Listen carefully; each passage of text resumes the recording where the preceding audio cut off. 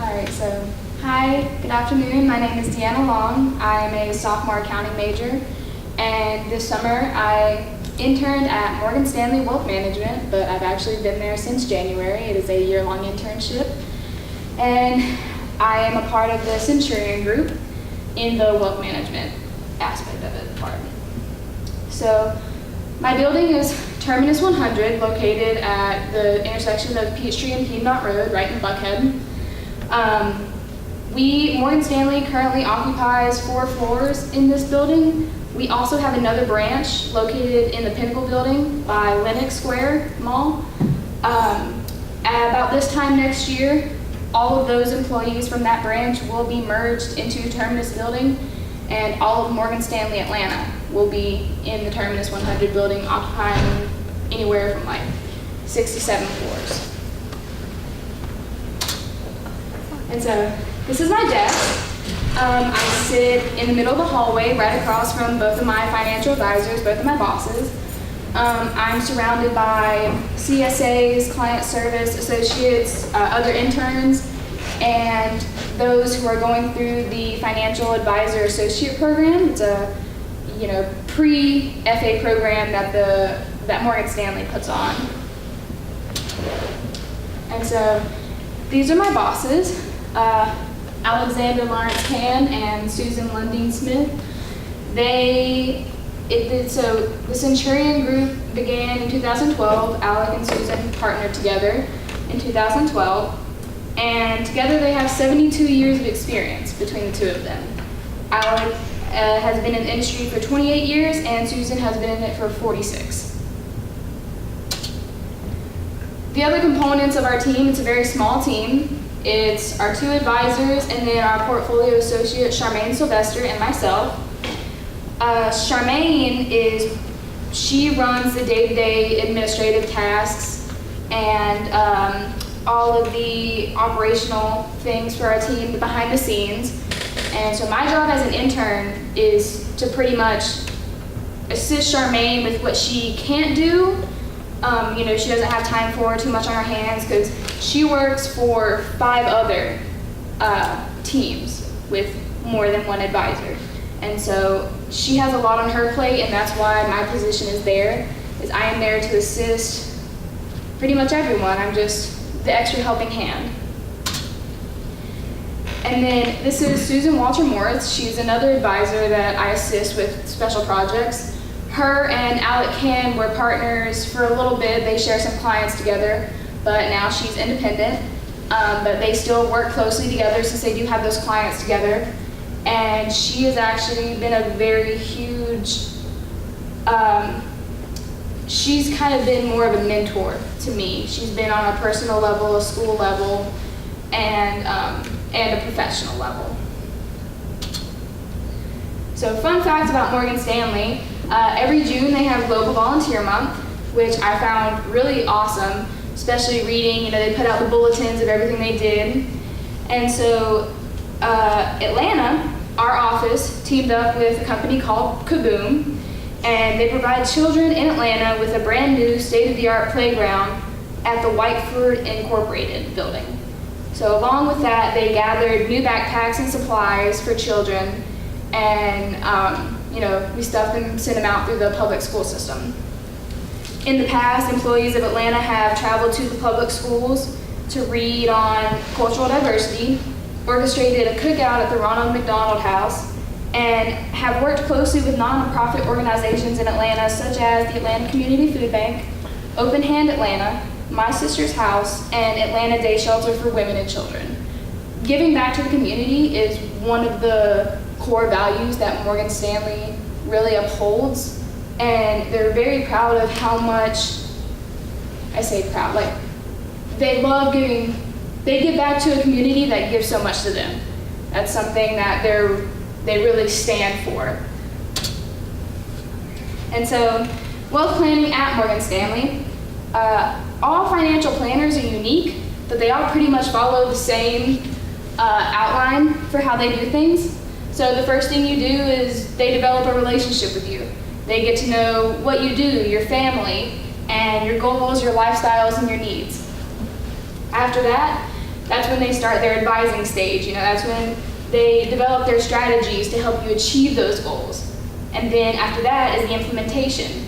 They take those solutions and they apply them to what you need done to reach your goals. And then after that, of course, is tracking your progress. You have your yearly meetings, update for performances, and throughout the year, your progress is generally being tracked by the FAs and also myself. So every week, I have a weekly checklist, and since I do work for a very, sensitive firm, I can't show you guys everything. And so with this, just the gist of things that I do, consulting group advisor alerts, those are the red flags on certain accounts, oh, this account's under or over invested, oh, they need their emails updated, it ranges depending on what it is, plan reviews, asset allocations, notifications, stuff like that. And then my advisors are very much, financial planning is a personal business. It's all about the relationship. I think that's the biggest part of the process, the financial planning process. And so I pull up a list of birthdays for the upcoming month, and we send out birthday cards. So also, I pull a list for securities that are going to be maturing soon. And then accounts, small money is accounts. Some accounts can have, $5, $10 in them. Others can't. And so that list is just something I do every now and then to make sure everything is in check. Probably one of the most important things that I do every week is the reoccurring transfer sheet. That is an Excel sheet full of, particular accounts that have to have a certain amount, that have to have a minimum balance in their account, because a certain amount gets drawn out every month. And so if I miss it or I mess it up and my advisors don't notice it, or it's just not given to them, and those people don't have money in their account, that's on me. So it's actually kind of a really stressful point in my job. Same with variance reports. They're a variance, the investment guidelines, if it's over, they will actually terminate the client's account. And so we had a scare last month where we almost had about 4 accounts terminated. Right under our noses. It was challenging. And then e-delivery, I look at what accounts have just been opened for inception and see what they are enrolled in, their statements, general correspondence, trade, tax documents, stuff like that. And then moving on to the new account checklist for those new accounts. So obviously this isn't the professional one, the one that they actually use to open the real accounts, because as an intern, there are so many things I don't have access to. I can't even send myself emails from the outside to any outside email service. So this checklist is for interns. This is to go back behind Charmaine. Like I said, she has 6 other companies she works for, 6 other teams. And so I just pretty much go up to make sure all the information's there and it's right.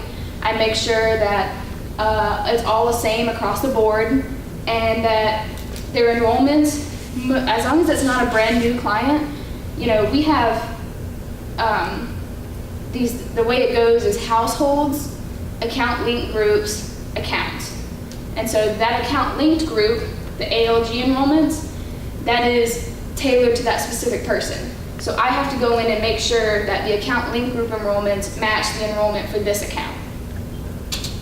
And so another thing I do every week is look up research and strategy insights on certain companies using our database. And so one in particular, there is a certain company that one of our clients is in a lawsuit with. And so it's my job to go in and look at the insights and find the things we can use against them, their weak spots. But other than that, it's also, how is this company doing currently? What have they been doing? It's their history, it's their future, it's their present. So it's really interesting to get to read, and it's everywhere from asset classes to companies, ETFs, funds, and SMAs. So it's really interesting to read. I'm also in charge of all client material. We have two main materials called the pitch book and the portfolio review. So the pitch book is a compilation of different materials and slides put together for prospects. You know, who is the Centurion group? What do they do? And then, you know, there's the logistics side, things like that. Just, you know, what is wealth management? And then the portfolio reviews, this is the general cover page we use. These are for clients, you know, it's the review of their portfolios, review of their assets, what the markets are doing, how their accounts are doing, and what strategies we're implementing now and what we want to do. And so one of the most interesting things that I've learned about has been asset allocation. So asset allocation is the way you're the different weights of the assets in your portfolio. So alternatives, cash, equities, fixed income. So what I do is Morgan Stanley has this global investment committee, and they have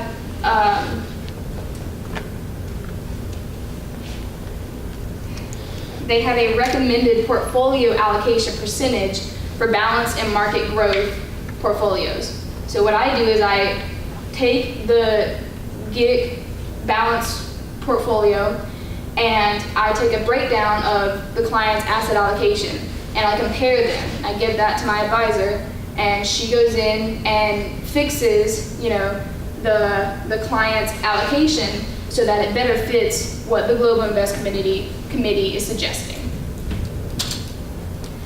And then if you haven't noticed already, I'm really good at reporting, making reports. And so some of the ones I do is I'll pull client statements, also hypothetical illustrations. This was for a prospect, and this was basically to show them what we could do with their money, you know, what we could do with their assets at Morgan Stanley. And to go along with that, I also do UMA manager reports. We have this giant book, and also custom performance reviews and manager detail reports.